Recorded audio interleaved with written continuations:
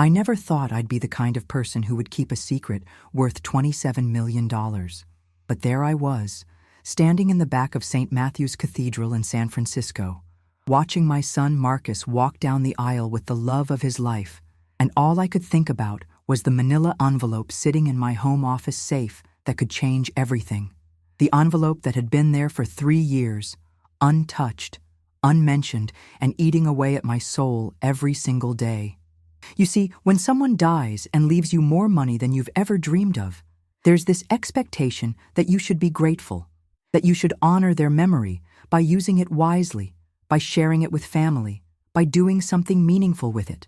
But what happens when that money comes with strings attached? What happens when accepting it means betraying everything you believed about the person who left it to you? My name is Sarah, and if you're new here, I want you to know that sharing this story is probably the hardest thing I've ever done. But I've learned that sometimes the stories we're most afraid to tell are the ones that need to be heard the most. So if this resonates with you, if you've ever had to keep a secret that felt too big to carry alone, please hit that subscribe button. I promise you're not alone in this, and maybe together we can figure out how to navigate these impossible situations that life throws at us. It was a beautiful October morning when Marcus said his vows to Rebecca. The kind of day that makes you believe in happily ever after, with golden light streaming through stained glass windows and the smell of white roses filling the air. My son looked so handsome in his navy suit, and Rebecca was radiant in her grandmother's vintage lace dress. They'd been together since college, and watching them pledge their lives to each other should have been pure joy, should have been the proudest moment of my life. But as I stood there, dabbing at my eyes with a tissue and trying to look like any other emotional mother of the groom, all I could think about was David, my ex-husband, Marcus's father, the man who had walked out on us when Marcus was only 8 years old, leaving behind nothing but broken promises and a monthly child support check that barely covered groceries. Or so I thought. The truth is, David had been gone for 15 years when the lawyer showed up at my door. 15 years of Marcus asking why his dad didn't want to see him. 15 years of me making excuses, trying to shield my son from the reality that his father was a coward who couldn't handle the responsibility of being a parent. 15 years of struggling to make ends meet as a single mother, working 2 jobs, and still barely keeping our heads above water. I remember that day so clearly. It was a Tuesday afternoon in March, and I was getting ready for my evening shift at the hospital where I worked as a nurse. I'd been pulling double shifts for months, trying to save enough money for Marcus's college tuition. He was a senior in high school then, had been accepted to UC Berkeley on a partial scholarship, but we still needed to come up with $20,000 for his first year. $20,000 that might as well have been $20 million for all the chance I had of getting it together. The doorbell rang, and I almost didn't answer it. I was exhausted, stressed about money, and the last thing I wanted was to deal with a solicitor or someone trying to sell me something I couldn't afford.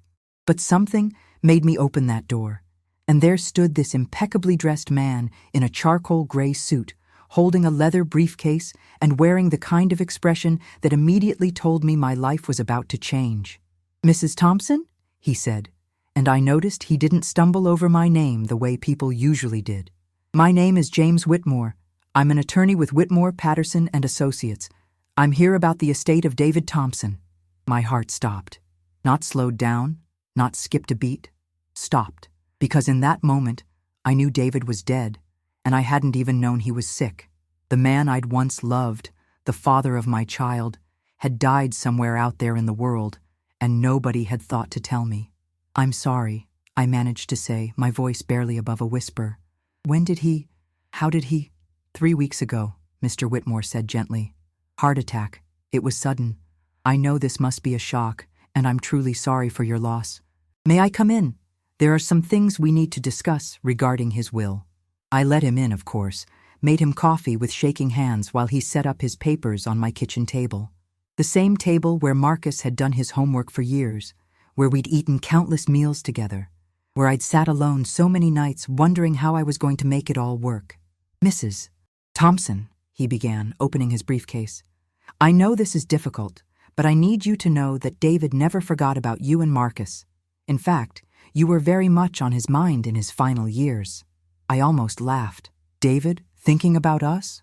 The same David who had missed every birthday, every Christmas, every school play and baseball game? The same David who had remarried 2 years after our divorce and started a whole new family, like Marcus and I were just a rough draft he'd decided to throw away? But then Mr. Whitmore pulled out a document that made my blood run cold. A trust document, with my name on it, and an amount that I had to read 3 times before I believed it was real. $27 million. $27 million that David had accumulated over the years through some tech startup he'd founded after leaving us. $27 million that he'd apparently been setting aside for Marcus's future, for my security, for the family he'd abandoned. $27 million that came with conditions that made my stomach turn. "There's more," Mr. Whitmore said, and I could see in his eyes that he knew this was about to get complicated. David left very specific instructions about how this money should be handled. He wanted it to go to you, not directly to Marcus. He felt that you would know best how to use it for your son's benefit. That should have been the end of it. A happy ending to a story of struggle and abandonment. The absent father who came through in the end, who made sure his family would be taken care of even after he was gone. But as Mr. Whitmore continued reading from David's will, I realized that this wasn't generosity. It was manipulation. Even from the grave, David was trying to control our lives. He also wanted you to know, the lawyer continued, that he hopes this money will help Marcus understand that his father always loved him, even when he wasn't able to show it. David expressed his wish that Marcus would visit his grave, that he would learn about his father's life and accomplishments, and that he would carry on the Thompson family name with pride. I felt sick, physically sick, because I knew David, knew him better than anyone, and I could see exactly what he was doing. He was trying to buy forgiveness, trying to purchase a relationship with his son from beyond the grave. He'd spent 15 years being absent, and now he wanted to be remembered as the generous father who left his family a fortune. But the worst part, the part that made me want to throw that document in the trash and pretend this conversation never happened, was what came next. David also included a letter, Mr. Whitmore said, pulling out a sealed envelope. He requested that you read it before making any decisions about the trust. I took that letter with trembling hands, and I swear I could feel the weight of it like it was made of lead instead of paper. I didn't open it right away. Couldn't. Instead, I asked Mr. Whitmore to leave, told him I needed time to process everything, and sat alone in my kitchen staring at David's handwriting on the envelope. When I finally opened it, hours later, after Marcus had come home from school and gone to bed, I understood why David had structured the trust the way he did. The letter was 5 pages long, written in his familiar scrawl, and it was the most manipulative thing I'd ever read. He started by apologizing, of course. Said he knew he'd been a terrible father, that he'd made mistakes, that he'd let his pride and fear get in the way of being the man Marcus needed him to be. He talked about how successful his company had become, how he'd thought about calling us 1,000 times, how he'd driven by our house once just to see if we were okay. But then he got to the real reason for the letter. He wanted me to tell Marcus a story. Not the true story of why he'd left us, but a version of events that would make David look like a hero instead of a coward. He wanted me to tell Marcus that he'd left to pursue his business dreams, not for his own selfish reasons, but to build a future for his son.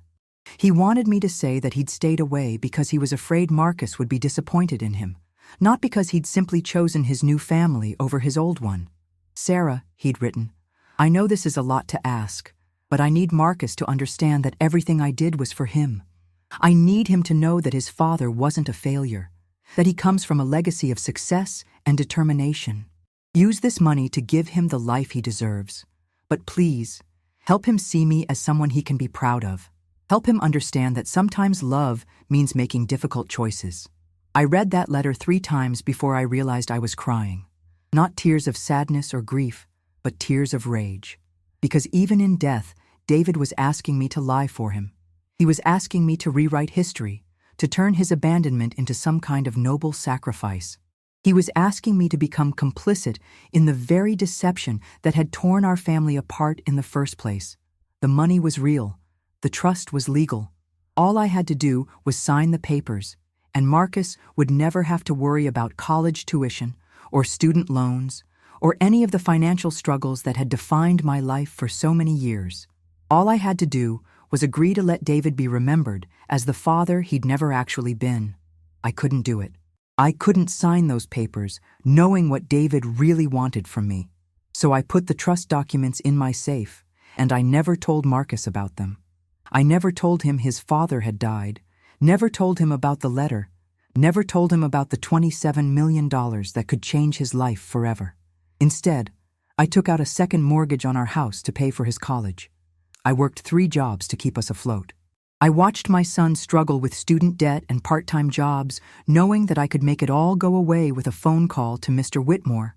I carried the weight of that secret through Marcus's graduation, through his first job, through the day he met Rebecca, through their engagement, and I carried it with me to their wedding. As I watched Marcus and Rebecca exchange vows, I thought about all the times over the past 3 years when I'd almost told him the truth. The night before he graduated, when he thanked me for sacrificing so much for his education. The day he got his first job, when he hugged me and said he was finally going to be able to take care of me for once. The evening he proposed to Rebecca, when he worried about how they were going to afford a wedding. Each time, I'd come close to opening that safe and pulling out those documents. Each time, I'd imagined the look on his face when he learned that his father had been wealthy, that he'd left us a fortune, that all our struggles had been unnecessary. But each time, I'd stopped myself, because I knew that telling Marcus about the money would mean telling him about the letter, and I couldn't bear the thought of him learning what his father had really been like. You see, David hadn't just abandoned us. He'd abandoned us for his secretary, a woman 20 years younger than me who he'd gotten pregnant while we were still married. He'd left us to start a new life with her, to play father to her children while ignoring his own son. He'd sent those monthly child support checks not out of love or responsibility, but because the court had ordered him to. And when his new wife had pressured him to cut ties with us completely, he'd been all too happy to comply. That was the truth about David Thompson. Not the successful entrepreneur who'd made difficult choices for his family, but a selfish man who had thrown away his first family the moment something better came along. And the money he'd left us? It wasn't guilt money or love money. It was reputation money. He'd wanted to be remembered as generous, as someone who'd taken care of his responsibilities, as a father who'd ultimately done right by his son. But standing there in that cathedral, watching Marcus promise to love and honor Rebecca for the rest of his life, I started to wonder if I'd made the right choice. Not about the money itself, but about keeping the truth from my son.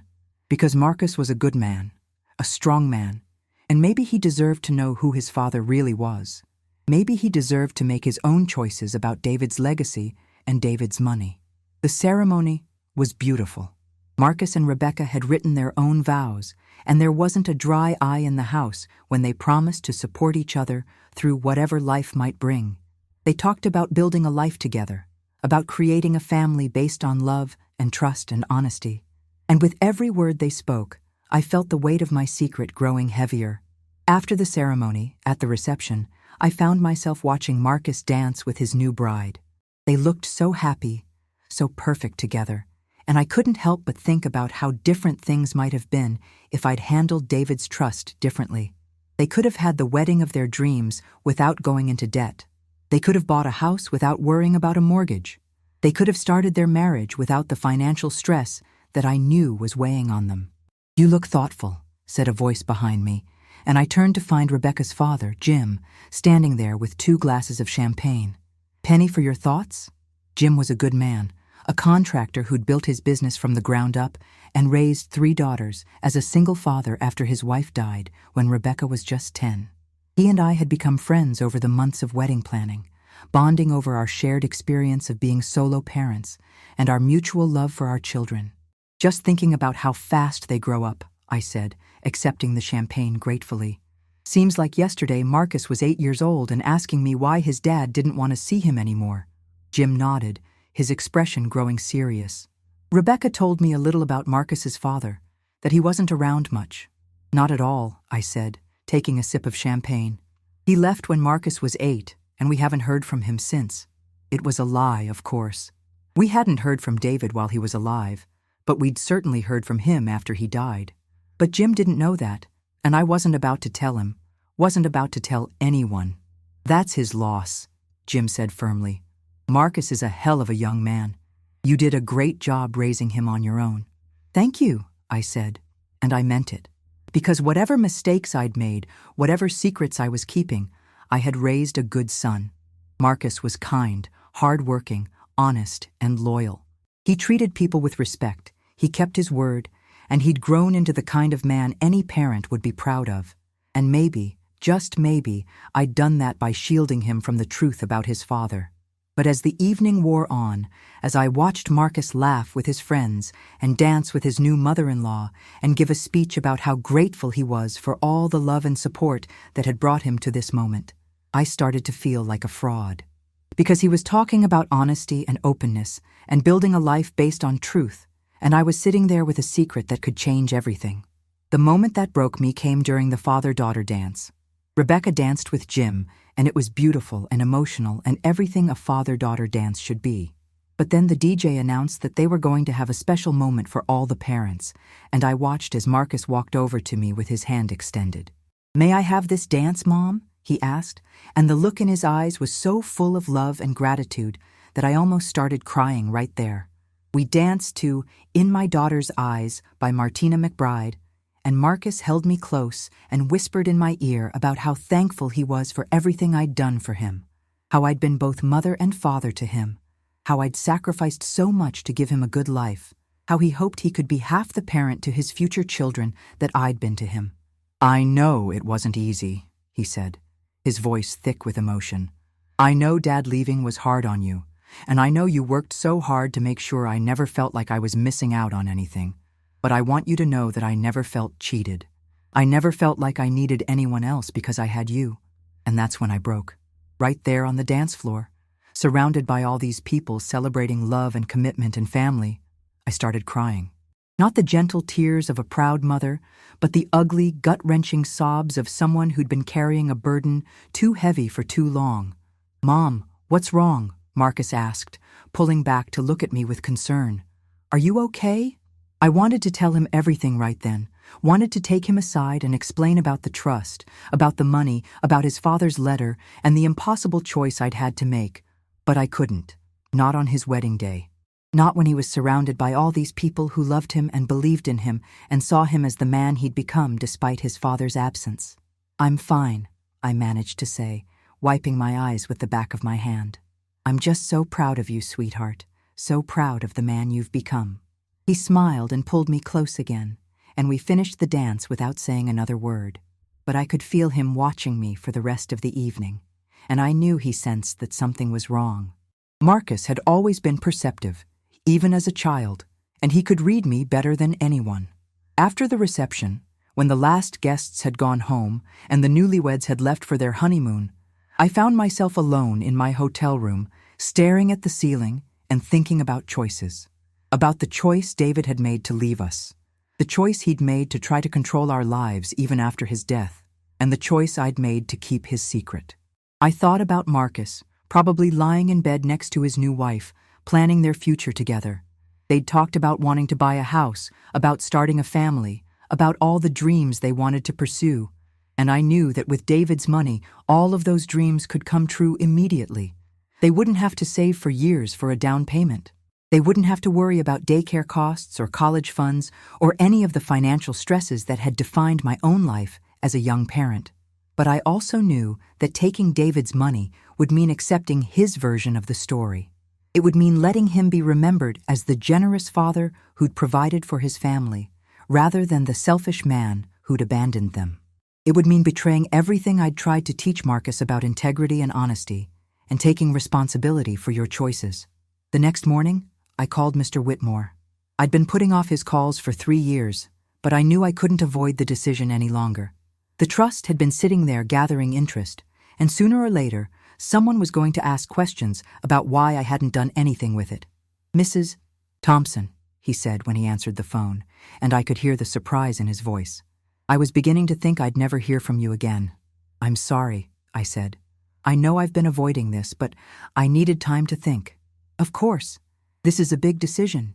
Have you come to any conclusions about the trust?" I took a deep breath. "I want to make some changes to the conditions." "I'm not sure I understand." The conditions were very specific in David's will.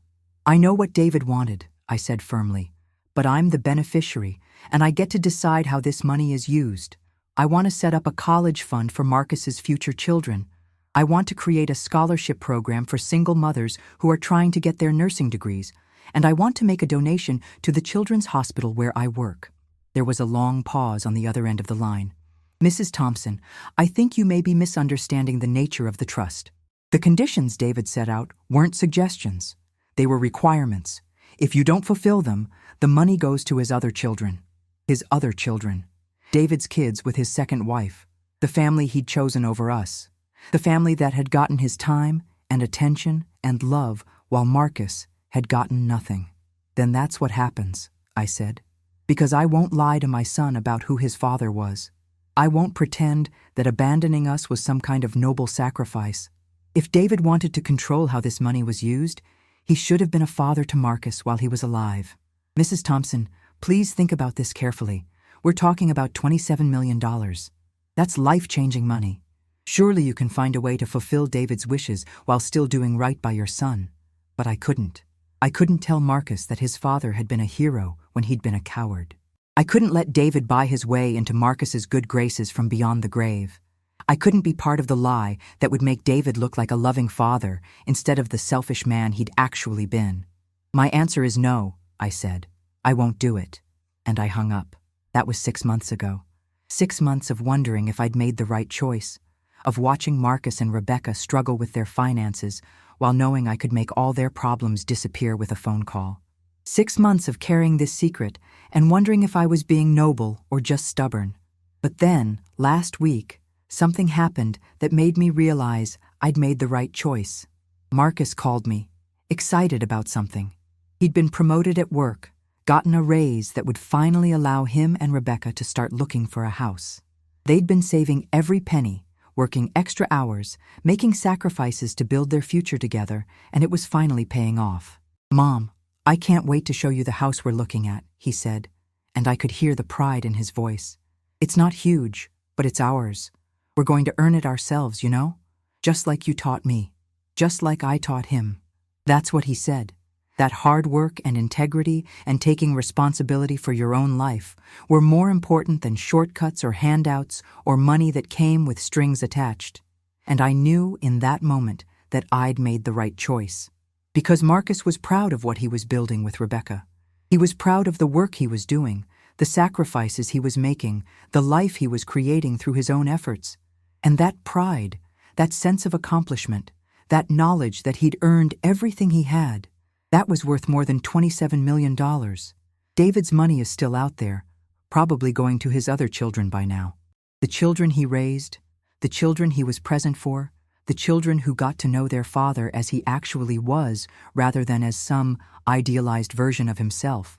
And maybe that's how it should be. Maybe the people who got David's time and attention should also get his money. As for me, I'm still working at the hospital, still living in the same small house where I raised Marcus, still driving the same car that's older than some of my co-workers. And you know what? I'm okay with that. Because I have something that David's money could never buy. I have my son's respect. I have the knowledge that I raised him with honesty and integrity. I have the satisfaction of knowing that every success he achieves is truly his own. But I'll be honest with you. There are still moments when I wonder if I made the right choice. Moments when I see Marcus and Rebecca looking at houses they can't quite afford, or when I watch them carefully calculating their budget, or when I think about the grandchildren they want to have someday, and how much easier their lives could be with that money. Those moments usually happen late at night, when I'm alone with my thoughts and my doubts. When I wonder if I was being selfish, if I was punishing Marcus for his father's sins, if I was letting my own anger and hurt get in the way of what was best for my son. But then I remember David's letter. I remember his manipulation, his attempt to control our lives even after death, his desire to be remembered as something he never was. And I remember the choice I made to raise Marcus with the truth, even when the truth was hard, even when it meant doing without, struggling, working multiple jobs and taking out loans and making sacrifices. The truth is, I don't know if I made the right choice. I don't know if keeping David's secret was noble or stubborn, protective or selfish. I don't know if Marcus will ever forgive me if he finds out what I did, or if he'll understand why I did it. What I do know is that I raised a good man. A man who works hard for what he has, who treats people with respect, who keeps his promises and takes responsibility for his choices. A man who married a wonderful woman and who's building a life based on love and honesty and integrity. And maybe, just maybe, that's enough. Maybe that's what being a parent really means, not giving your children everything they want, but helping them become the kind of people who can earn what they need. Not shielding them from every hardship, but teaching them how to face challenges with dignity and strength. I think about that sometimes, when I'm watching Marcus and Rebecca together, when I see how they support each other, how they work together toward their goals, how they face their struggles as a team. They're building something real, something that belongs to them, something that no one can take away, because they earned it themselves. And I think about David, wherever he is, and I wonder if he understands what he missed. Not just the money he left behind, but the opportunity to be part of his son's life, the chance to watch Marcus grow up, to see him graduate, to meet Rebecca, to be at their wedding, not as a memory or a regret, but as a living, breathing father who had earned his place in that moment. That's what David really lost when he walked away from us. Not the money, he had plenty of that, but the relationship, the connection, the privilege of being Marcus's father in more than just biology. And that's something that $27 million can't buy back. So if you're still with me, if you've listened to this whole story, I want you to know that I'm telling you this not because I'm looking for validation or judgment, but because I think there's something important here about the choices we make and the secrets we keep. About the difference between what people think they want and what they actually need. About the value of earning something versus having it given to you. I'm curious about your thoughts on this. Have you ever had to make a choice between what seemed right and what seemed easy? Have you ever kept a secret that you thought was protecting someone you loved, even if it cost you something important? Have you ever had to choose between accepting help that came with conditions you couldn't live with or struggling on your own? Leave me a comment and let me know what you think. Tell me about your own experiences with difficult choices, with family secrets, with the complicated relationships between parents and children. Because I've learned that we're all just trying to figure this out as we go, and sometimes the best thing we can do is share our stories and learn from each other. And if this story resonated with you, if it made you think about your own choices and relationships, please share it with someone who might need to hear it. Because sometimes the most important conversations are the ones we're afraid to have, and sometimes the most valuable truths are the ones that are hardest to tell. The envelope is still in my safe. The trust documents are still there, gathering dust alongside my other important papers. And every now and then, I take them out and look at them, and I ask myself the same question I've been asking for 3 years. Did I make the right choice? I still don't know the answer, but I do know that I can live with the choice I made. I can look at myself in the mirror and know that I acted with integrity, even if it wasn't perfect. I can look at Marcus and know that everything he's achieved is truly his own. And maybe, in the end, that's what matters most. Not the money we have or don't have, but the people we become and the choices we make along the way. Not the secrets we keep or the truths we tell, but the love we share and the integrity we maintain. The wedding was beautiful. My son is happy. And the secret I've been carrying for 3 years is finally out in the open, at least here with you. And you know what? That feels like enough. That feels like the right place to start.